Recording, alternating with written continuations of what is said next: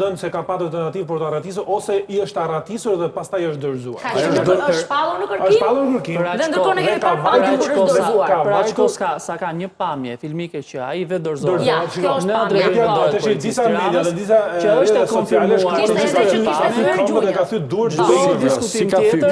Nuk është e vërtetë. Ky është momenti kur të dy Jo, media e shkruar kanë thyer këmbët duke ikur. Dhe është në gjendje të rëndë për shkak se është arratisur.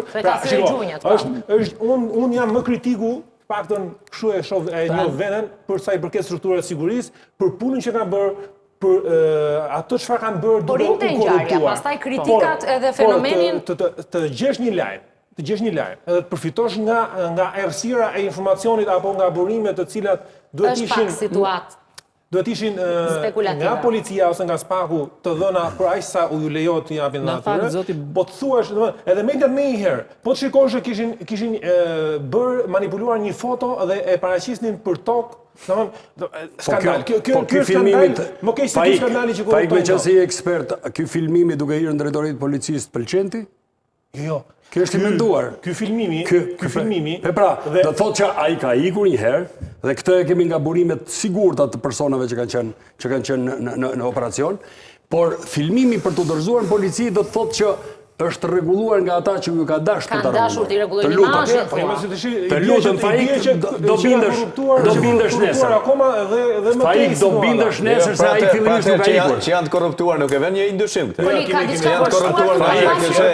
Do bindesh nesër se ai një herë ka ikur. Shumë informacione kontradiktore. Ose kemi të paqarta. Pjesa kryesore ka qenë momenti kur u kuptua që kanë 3 urdhër arresti nga ana e spakut.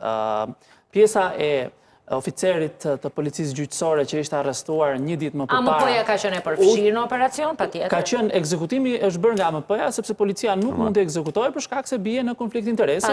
Pa diskutim. Pra, u qartësua shumë shpejt që OPG-ja ishte arrestuar.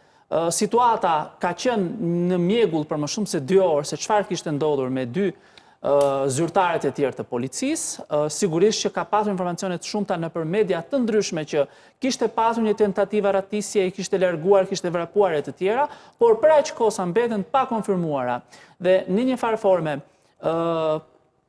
jo të dokumentuara, një pamje që ata janë dorëzuar rreth mesditës. Në mos gaboj ka qenë ora diku rreth 14 që janë drejtuar pranë drejtorisë vendore të policisë Tiranës, tregon qartë që një farë forme ka patur një dorëzim vullnetar.